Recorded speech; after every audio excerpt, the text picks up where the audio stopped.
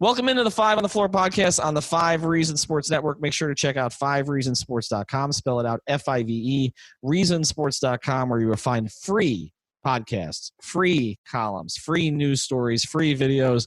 Everything we do is free. But we also have sponsors. We've got a bunch of new sponsors. We really appreciate their commitment to us. We want you to commit to them. And one of them is a listener of ours for a long time. His name is Dr. Jonathan Chung. And he comes to us with Keystone Chiropractic and Neuroplasticity, which is focused on low-force spinal adjustments and brain-based rehabilitation. They've had great results with post-concussion syndrome, dizziness and vertigo, headaches, and chronic neck and back pain.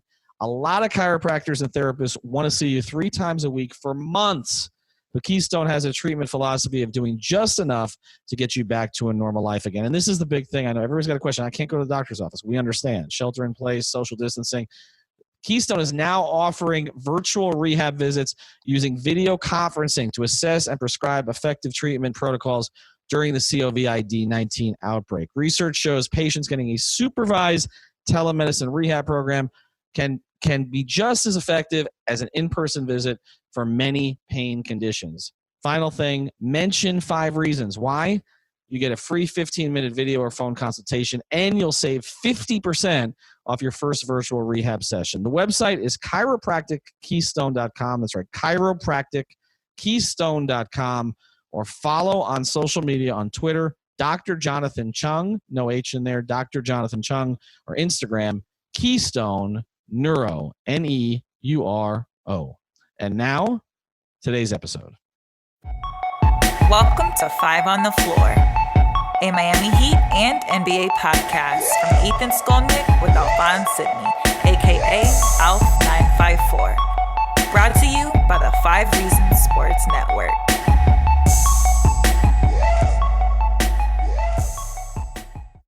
All right, Ethan Skolnick back. No Alphonse Sidney tonight. Make sure you check out our draft. We got the Heat teams to the starters, basically. So we put together 30 of the most impactful Heat players ever.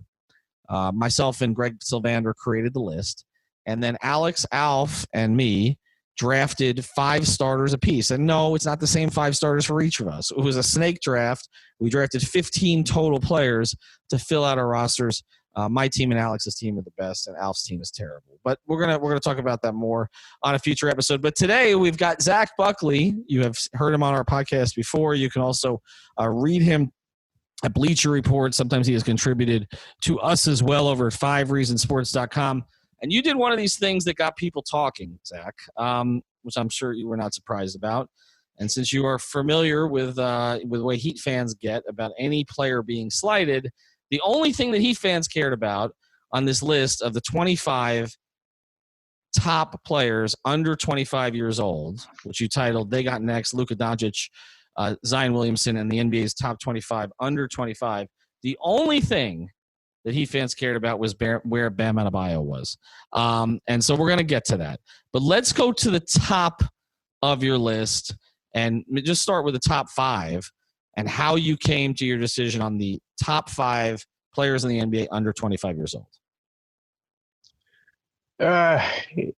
It's tricky with these rankings because to me, you have to put some subjectivity into that. I know there's people who will come up with a numerical formula that kind of has the argument for them. You plug in the numbers, it comes up with whatever it wants to come up with, and that's what you put out. To me, you're kind of just removing yourself from the process a little too much. Sometimes the numbers can get funky. I think there's a couple people who are very good at that, and there's a lot of times where you see that go awry. So kind of what I did, just to put them all together, took a look at traditional stats, some advanced stats, and really factored in what have we seen right now and really what's the growth potential. I gave everyone kind of a score from 5 to 10 in terms of how much potential they have left. That will be key when we get to our BAM discussion a little later. But, just for the top 5, just to run through them, I guess, there's a couple tiers here. I think Luka Doncic, Zion Williamson, no surprises. Those are going to go 1, 2. I think everyone wants to know the order. In fact, Bleacher Report, we did a roundtable, I think, about 2 weeks ago, where we had that same discussion among all our writers. There was more support for Doncic that night, and that's where I came down. I just think if you've got a primary playmaker and shot creator as good as Zion is, he's always going to be dependent on someone else. So give me Doncic. Give me the guy who's running the offense, who's creating looks for everyone, making his teammates better. So that's kind of what gave Doncic the edge over Zion. I had Jayson Tatum right behind. I think we're just seeing a two-way star emerge there. I'm so impressed by what I've seen this season. It just looks like the game has slowed down. It's coming easily to him. So I slotted in Tatum, and then I just rounded out with Karl Anthony Towns and Trae Young. Not all world defenders by any stretch, but just, what they're able to do offensively in terms of Towns being a 7-footer who shoots like a splash brother. Trae Young, who's kind of this Steve Nash, Steph Curry hybrid. They could just dismantle a defense so much. And I think as the NBA kind of shifts more and more towards the offensive end, I think those guys are invaluable. So that's kind of how I rounded out the top 5. Well, actually, I think you forgot. You actually had Ben Simmons ahead of Trae Young. You had Ben. I was looking at it right now. You had Ben, and certainly an argument can be made for. I don't think there's a more opposite offensive player in the league from Trae Young than Ben Simmons is. But actually, you had Ben, so I'll ask you that question.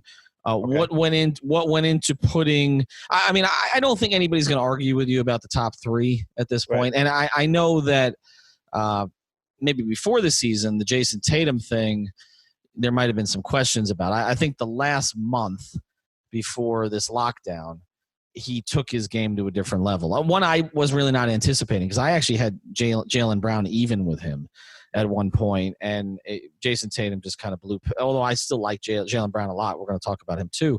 But I don't think you can argue. I mean, to me, the biggest thing with Luka and Zion is I agree with you about shot creation, but it's also just sample size at this point. Not that what Zion's done in his short time is not incredible, but the other thing is, Zion has an injury history. I think if you just look at it on the face of it, the chances of Luka reaching his potential may be higher than the chances of Zion reaching his potential, simply because he seems to get banged up a lot. So I'm not really going to argue with those two. I think Tatum certainly makes sense. I mean, Towns is kind of a man without an island here in a lot of ways. I mean, Towns as an offensive player is historically great, by all the metrics, but he does not seem to make his team better. And that's but I would agree with you that he's 4. But give me the rationale maybe why Simmons goes ahead of Young. Yeah, so let me revise that.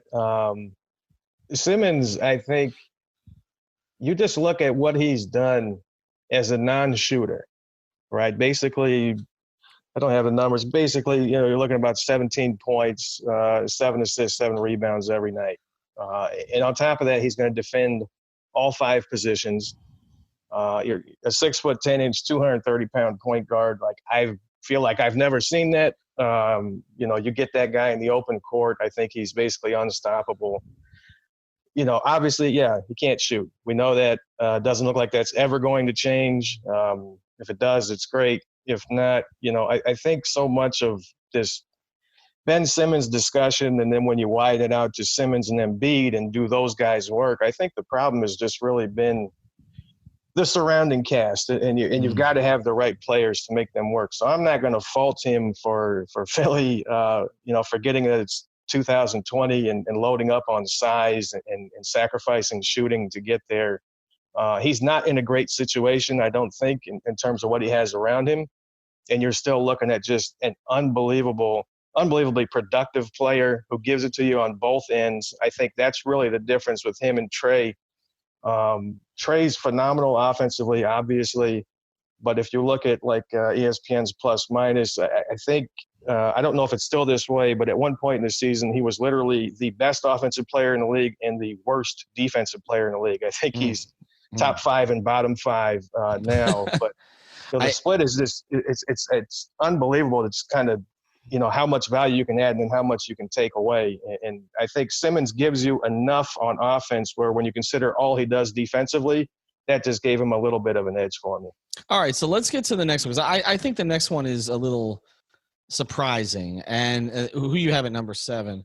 And you even say here in the comments that to some this may seem a little aggressive. And I love his game, but I was surprised that you put Ja Morant, who's basically played 60 games as a rookie, ahead of Donovan Mitchell and ahead of Devin Booker. So what is the rationale there? Because a lot of this, we're having this conversation, offense, defense. If you look at your first few guys, there can't be a case made against, like I said, either Luka or Zion or Tatum, who I think has the potential to be a really good defensive player. Towns is a bad defensive player, or has been for the most of his career. Simmons is a good defensive player. Trae, as you mentioned, may be the worst defensive player in the league. But the argument against Devin Booker has always been the defense. But I do think if most casual NBA fans look at this, even with Phoenix being out of the spotlight, I think they might swap it. They may put Booker in that 7 spot because they've simply seen him score a ton. What is the rationale for Morant over Mitchell and over Booker? Sure. So you can probably imagine this is one I heard quite a bit about on Twitter. Obviously, like you said, this is not consensus opinion by any stretch. When we're doing specifically a youth-focused list, I'm going to lean pretty heavily on potential and what I peg that as. So for Ja Morant, when you're looking at a 20-year-old, like you said, 60-something games into his career, it just feels like you kind of have limitless possibilities. And I don't want to fall into the trap of, hey, the mystery box could be anything. Let's always go there. But when you just look at his game, and I think the impact he's had on his teammates and the fact that he can speed you up and he can motor and attack like you're getting a Russell Westbrook. And then the next minute down, he'll just have these dribble moves into some flashy pass, or he'll manipulate pace like he's a fifth-year kind of veteran point guard. He just has such a great understanding of the game and of angles and of reads. And I think when you can get that athleticism plus that vision plus that playmaking kind of all rolled into one, I kind of feel like I haven't really seen this guy before. Mm-hmm. Maybe some people will say that's a little bit like Westbrook. To me, he's so far ahead of an early career Westbrook in being able to slow down and read the game and make the right pass and make the right decision. And for him to get there right now at 20, it just feels like, like I said, I've got a 5-10 potential rating. I've got Morant as a 10. Mitchell and Booker, I gave them both 6. They're all-stars. It's okay to not have a lot of growth potential when you've hit the level that they're at. But I like what Morant's done in terms of turning around the Grizzlies this quickly, a team that had no expectations, not a ton of talent around them, to be in the playoff race. And they were actually sitting there in the driver's seat for that 8th seed. It's just been phenomenal. Mitchell's always been kind of a funky player for me to evaluate because we all kind of got lost in his scoring numbers as a youngster in Utah, but there was almost no ramifications. They needed all of his offense, so everything just ran through him. Cost him a little efficiency, I'm sure, but I've always just had a tricky time kind of figuring out, if he wasn't in Utah and he didn't have Gobert, he didn't have those other guys, would the scoring numbers look the same? Would we kind of paint him in the same picture? Would we put him more down as like a Victor Oladipo, who I think, is a great tier 2 star, but obviously we're not talking tier 1. Devin Booker, you get the Towns thing, like you said, he hasn't contributed at all to winning, but the offensive gifts just aren't as unique as Towns. You got a 7-foot shooter, of course, I'm interested. Booker's gotten better with his efficiency. He's grown as a playmaker. He's improving. I just don't know what the next gear is, and you're seeing with Phoenix, it hasn't been enough for them. When you compare maybe Memphis's roster to Phoenix's, are we sure the Grizzlies is that much better that, the Grizzlies should be in the race and the Suns are a little bit back? I don't know. So I like Morant's future, and I don't know how much Booker and Mitchell necessarily have room for improvement. All right. So, you make the point in here too that Booker's defense has been better than is generally advertised, and the Suns were playing better. But the case to make for Morant in that situation is it's taken Booker basically 4 or 5 years to even as the lead player to get Phoenix to somewhat respectable, whereas Morant made Memphis a plus 500 team right away. So I can understand what you're saying. I love watching Morant play. I just know, when a guy is capable of putting up 70, we've seen it. I understand why you're getting the pushback. That's kind of where, that comes in. And the Booker thing is kind of the same as the Trae Young thing. Is Trae Young going to be sort of stuck in a Booker situation for the next 3 or 4 years?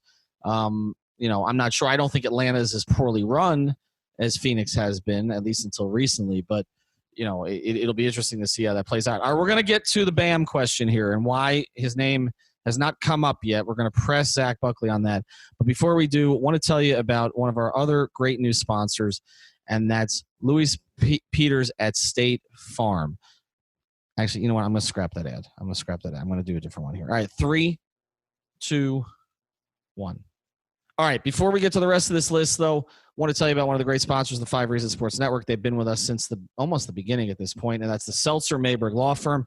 You can find them at onecalllegal.com. That's onecalllegal.com. They've got someone there 24 hours a day. That's right. During the shutdown, the website is still open. They can still get you to the right attorney. They handle just about any kind of case, and we know that these days a lot of people are going to need an attorney to handle things that they just simply don't understand or the world has changed under their feet. So reach out to the Seltzer Mayberg Law Firm. Again, they're based right here in North Miami. Also, big Miami sports fans. There's some Marlins fans in there too, and some Hurricanes fans, as well as the Heat fans and the Dolphin fans. So check them out at the Seltzer Mayberg Law Firm. Again, onecalllegal.com. All right, let's get to the rest of this list here. And when we're going to hear a Heat name called. So, and again, Zach, could you please review, because for people who think you're anti-Heat, could you give a bit of your background here?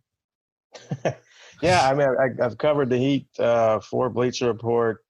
I've been an on-site reporter, actually did a few seasons with them. I don't hate the team. I really have enjoyed covering the guys. Their media team is awesome.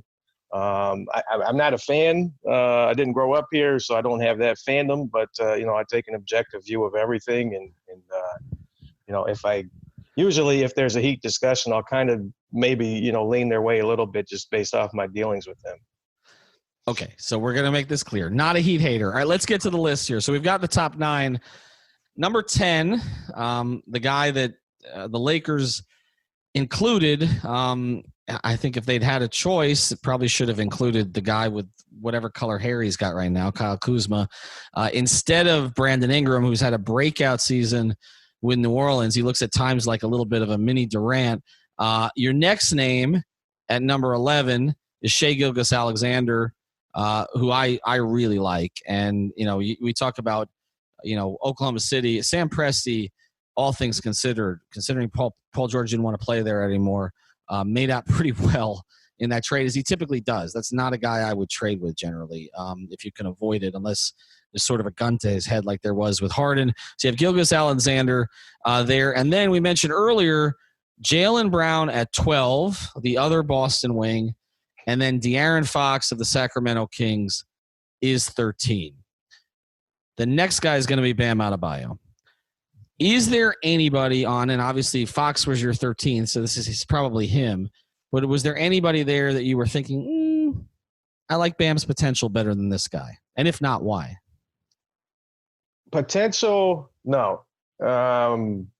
Just if I'm looking at future growth and expansion, I didn't give him that edge. My biggest wonder was, even though he's just, this first year full-time starter and first year all-star, I kind of feel like we've seen so much of him that we know who he is.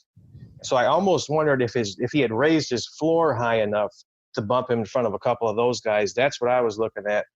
My hesitation with his potential is it's all going to come back to shooting. And specifically, I'm looking at his lack of assertiveness as a scorer and as a shooter. Mm-hmm. Guys can develop jumpers. I get that. But when you're not looking at the basket, to me, it makes me wonder, how far are you from adding that to your game? Do the Heat want you to incorporate that in your game? I'm sure there's an element of them that do. But, when you're just not even looking at the basket, I just wonder how far that is and if we'll ever see it. So I looked up some numbers. He's 5th on the team in field goal attempts. When you're the second all-star, that's going to raise an eyebrow. His field goal attempts per 36 minutes this year are basically identical to what you'd seen from Justice Winslow, who had a hard time a lot of times pressing the gas. And you're talking about, this is Bam's all-star breakout, and that's how involved he is. So I just don't know, are we going to see this offensive development where he grows from, rim runner, putback guy, hustle guy, and playmaker into, full-fledged, if not go-to score, secondary score. I think you give him a jumper, you give him a little bit more of a face-up game, maybe he makes this Pascal Siakam-like jump, and then I look pretty foolish for putting him here. But if that doesn't happen, I kind of wonder if you're looking at sort of a Draymond light, only he's not the rim protector that Draymond is. He's not quite the passer. And, hey, at least Draymond looked at the shot and he would take it if he was open. So that's my worry with Bam and why I bumped him a little bit down behind those guys when we were just talking about potential. All right, well, I want to talk about the guys you did pick, and then I'll get to my thoughts on Bam, because a lot of what you've said echoes comments we've made on the podcast. But I have one reason why I think he's going to end up in the top 10 on your list, which we'll get to in a second. I like all the guys you have. I love Gilgeous-Alexander. I think what you said about him is totally correct. He doesn't do anything great, like top level, but he's really good at everything. And the transition he's made to OKC has been really impressive. I like Ingram. I don't like him as much as most, I think. I'm one of those who's a little hesitant on the whole Max thing with him. I guess I haven't seen him enough this year, but one of my questions going forward with him is, if they don't move Jrue Holiday, and I still think they might, but if they don't move Jrue Holiday and Zion really emerges as the guy, will Brandon Ingram in the third role or something like that look different than Brandon Ingram looked without Zion this year? Because I think, like you mentioned with Donovan Mitchell, I think sometimes it's just, okay, and I'm not saying he wasn't efficient. He was efficient. Sometimes it's just somebody needs to do it. and they were so ravaged by injuries this year, with the exception of him and Holiday, that I almost wonder if some of it just fell to him by default. So I like his game, but I don't know that I would have him 10, to be honest. I like a couple of guys you have a little later. I love Jaylen Brown's game, but to me, Jaylen Brown is I think he's a super high level, maybe number 2 or number 3 guy on a team. I think we've seen Tatum pass him. I think he's a guy who you're going to win a lot of games with. I love his defensive mentality. I love his attitude in general. And he's becoming more of a playmaker and finding more spots on the floor that he can score from. But I'm just trying. The guy I think I like Shea the best of those guys, to be honest. Fox is questionable in my view, because the speed thing, there's no question. And I just have this hard time evaluating anything with Sacramento because it's been such a bleep show of an organization. But I don't know. Sometimes when I watch him, I feel like he plays out of control at times. I don't. Have you seen that at all? Do you view it that way? Like what you mentioned with Morant, the pace he plays with and his ability to adjust pace as a point guard. I don't see that from Fox as often.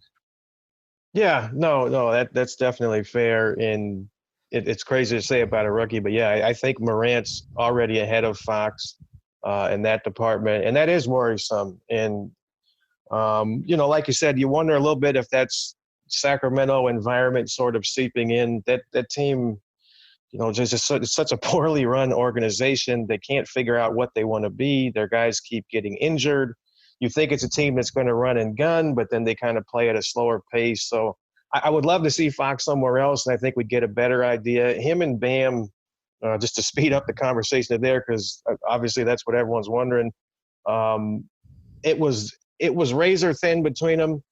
The reason I gave Fox the edge, one is the playmaker thing. I think just being a primary playmaker, you can have more of a direct influence on the game and on your teammates than Bam can. I know the Heat run a lot of offense through him, but, you're probably topping out at 5-6 assists. We'll see if we get to 20 points. Fox is going to be more involved in that. And I think the big question with Fox, beyond just seeing the game, reading the game, which hopefully comes with time, is his outside shot. Right. And that's completely abandoned him this year. Maybe it never comes back, but he's had a season before where he was well above league average, wasn't on a great volume, but I think that's kind of the biggest question mark I have with both of these guys. And I've seen Fox be able to do that before and provide it. So I get that this is the one that's going to probably drive people nuts. It drove me nuts trying to kind of figure out where I wanted to go with this. But ultimately it came down to my little potential rating. I had Fox one notch higher than Bam. But that's about it. I mean, they're neck and neck. You know, the reason I would lean Bam, and I understand your rationale for it, but the reason I would lean Bam, and again, the reason I think Bam's going to creep into the top 10 here eventually, is just the nature of the position he plays in the modern era. And I think what he's basically doing is he is, in some ways, I think in the same way that Chris Bosh kind of revolutionized his position, the way that the Heat used him. I think that what Bam is doing as a primary playmaker, I mean, he's not like pretty much Jimmy said it at All-Star. Bam's their point guard on a lot of possessions. I mean, he's the one bringing the ball out the court. He's the one starting the set. And I think that I think the questions that we have about Bam, which some of them he started to answer and then he would step back. So the Washington game before the shutdown, you know, where Jimmy wasn't on the floor, the Heat couldn't get anything going, everybody was out or fouled out, and you know, I kept tweeting, okay, Bam, now your team now, and his next 3 minutes were, as to me, the most dynamic 3 minutes he's ever played. He literally took over that game. I think it's in him, and I think the All-Star experience this year, everything that Jimmy has done to empower him, the guys like Zoe and Haslam and Bosh who've basically anointed him, and Dwayne has to a certain degree also. I just think that there is another level he can get to, and I think we have to, in some ways, get away from the construct of what we're expecting Bam to be, because the Heat are creating a totally different beast there, and I trust them to create it. They created LeBron at the 4. They created, you know, the pace and space, okay, with Shane Battier at the 4. They created this situation with again, like with Bosh and redeveloping his game, reimagining his game. I think they're going to – part of why I think Bam's potential is higher than some of the other guys on this list is I trust the Heat more with it. I trust the Heat more than I trust the Kings, for sure, okay? De'Aaron Fox may be a guy who is always just going to be potential until he gets out of there. I mean, we've seen that with so many players on that roster.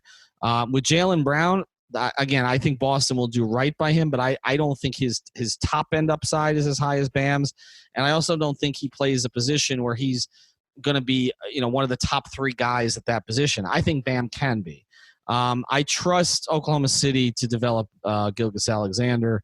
But again, I don't know what Ingram's going to be, and if New Orleans doesn't max him, or even if they do and he's next to Zion, I'm wondering if he gets lost. So that's why I think Bam can kind of creep up into that area. I do want to go, before we go here, I want to go through a few of the guys you had after Bam, because there are some good players after Bam. Jaren Jackson Jr. has had kind of a breakout season from 3. You mentioned Memphis has had success. D'Angelo Russell scored a ton of points. He's almost as bad defensively as a couple of the other guys we've talked about. But in Minnesota, he's still going to score a ton of points. DeAndre Ayton started to come on the last month for the Suns before this break. This was an interesting one. How did you evaluate what to do with Porzingis? Because I think if we did this list 2 years ago before the injury, he would be top 5, wouldn't he? And now you had him at 18. Right. And I'm like, should I put this guy 25th? Should I put him 5th? Like I feel like we still don't know what he is, who he can be. I think there's only a couple 24-year-olds on this whole list. It might just be him and Towns. And I've got him with one of the higher potential scores, even though he's on the older end, just because I'm like, I still don't know where this is going, because we lost so much to the ACL tear, and I don't know how we come back. But, you know, a 7'3" guy who's going to shoot and block shots and maybe post up and maybe average, 20, 25 points, that's really interesting. I don't know where his career is necessarily going. So, yeah, that was a tricky one. I just thought this kind of offered some room for his potential, but kind of couched the possibility that maybe he's not becoming what we thought he would. Maybe he's just going to be this co-star or even, third star if Dallas gets another big-time player. Yeah, maybe that big-time player is Giannis, so the Heat fans don't want to hear that. You had John Collins at 19. There were always the comparisons between John Collins and Bam. I like John Collins. I do agree with you that Bam, I think, should be higher on this list. Jamal Murray at 20. I feel like guys kind of get lost in Denver because they've got so many ensemble pieces, but he is their primary scorer. Jonathan Isaac at 21. I've liked what I've seen of him this year. I thought this one was interesting because he's already made an all-star team. You had Sabonis at 22. So you have Sabonis behind Collins, behind Isaac. Jamal Murray plays a different position. And behind Jaren Jackson, which I do agree with you on that one. Why is Sabonis, after he's made an all-star team, so low? You don't see much room for growth here? That's a big part, and I just don't know what's the ceiling for a team that you just have to build so much of your roster around him, because not only is he an interior big man, which don't see a lot of, but he needs the offense to run through him. So you're going to do a lot of elbow, high post stuff. And also he's not much of a shot blocker. So there's a very specific roster that you have to build around him. It needs to feature him heavily. And I don't know if the team that does that is going to be any better than, pretty good like the Pacers. All right. This one also interesting to me. Michael Porter Jr., who I feel like a lot of fans forgot about because of the injuries, and Denver was shelving him. And like I mentioned with Murray, they just have a ton of impressive, guards and wings. I mean, they just have a lot of guys. They're kind of the team, again, nobody talks about because everybody just wanted Lakers Clippers in the Western Conference Finals. You have Porter Jr. ahead of Lonzo Ball, who I actually thought we talk about Holiday, we talk about Ingram, we talk about Zion. I feel like Lonzo Ball getting out of LA was a great thing for him. And the times I watched him this year, I'm impressed. Like I feel like even without a reliable jumper, he does so much else. There really is a lot of Jason Kidd in his game. Why Porter Jr. ahead of Lonzo Ball? Porter Jr., we have no idea if he's going to ever approach this, but his best version is a 6'10" 3-level scorer and just a complete mismatch guy. Too big for your quick wing defenders, too quick for your big man defenders. He can score so many different ways. That's always been his MO. That's why he was such a highly regarded prospect at one time, the top of his class until all these injuries got to him. So I think, we've only seen little doses here and there, so who knows, the sample size, qualifiers, blah, blah, blah. But the game looked like it was coming so easy to him already. And, the guy really hasn't played in 2 years, and he's barely breaking a sweat out there. And you're getting, basically 20 points per 36 minutes, 50% shooting from the field, 40% from three. I think it's so valuable to have just a go-to, no doubt about it, scorer on the wing who's going to cause that much mismatch problems for other teams. I can envision a universe in which he's the best player on a really good team. That's probably what pushes him over the edge for me with Lonzo. Lonzo's going to be that connective tissue that brings guys together, that picks them up, but he's always going to need other players around them to be able to do that. So I thought it was interesting. One of the toughest decisions I had was picking out who do I put 25th, because I really had a strong group of 24, and then I felt like there was a drop-off. I definitely felt like – I just want to make that point to say, even though Lonzo's 24th, I'm with you. I've seen a lot of things I like this year, and he was a lot closer to 23 than 25. Let's go through 25 because you mentioned who you picked, which was Miles Turner, who really has not had a good year. And then some of the other guys you were considering, Markkanen has fallen off, and with the injuries, Markelle Fultz, who I think has started to show some promise this year, and I really did want the Heat to trade for him last year and was making that push consistently because I thought that getting out of Philly would be good for him. Christian Wood, you mentioned. And, of course, Aaron Gordon, who will forever be known as losing to DJJ in the dunk contest. I found it interesting, and I think Heat fans will find it interesting, that they're two let's put it this way. They're two rookies and they're one second year. I don't know what Duncan Robinson is. I guess second year shooting sensation. We're not even part of your honorable mention. So I'm going to have to ask the question again, Zach. Are you a hater? Did you consider them? Tyler Herro, Kendrick Nunn, who I know, I kind of know what the knock's going to be there, but Tyler Herro, Kendrick Nunn, and Duncan Robinson. Did you give them a second thought? They were on my, if I had a big board of 35 or whatever I started with. Duncan was not, just because he missed out on my technicality with ages. I think I had a certain cutoff for being 25, and I think he just missed it. Probably wouldn't have put him in anyways. Great shooter, but when you're a specialist, I think there's probably more interesting things, although I do really like his game. None, I had to knock him for growth potential. Mm-hmm. That's what I was going to say. Yeah, and when you're a primary guard, I know the Heat have kind of figured out, hey, if we put these other shot creators around him and let him score, that puts him in the best situation. But the fact that he does that, I think that's sort of a flaw in his game that they're kind of working to that they have to work around. That's the knock on him. I like Herro, love his upside, but I didn't see enough from him. He didn't make this Ja Morant, Zion type of splash with me. He had his moments. Maybe if he was just on a worse team and got more run and got more exposure, maybe that would have been enough. But, some of the guys that you mentioned, like Turner, who got the nod, Markkanen, even Gordon, we've seen more high-level play, even when those guys, I think, were a little younger. So Herro made me think the most, but honestly, he wasn't. There's a reason, I guess, that he didn't get mentioned, and it's not that I hate the Heat. No, you don't hate the Heat, and I don't want to give you a hard time about that. But I do think that in a year there might be a reconsideration of that one. And some of these guys will, like you mentioned, there aren't a lot of 24s on the list. You only got a couple. But I think as those guys drop off, I just think, to me, Tyler Herro has that thing that some of these guys on this list haven't shown yet, which is the takeover ability, I don't give a bleep ability at the end of games, and that separates you, particularly if you're going to play on a team that is going to be good, and we expect the Heat to be good going forward, if not great, if the right things fall in place for them.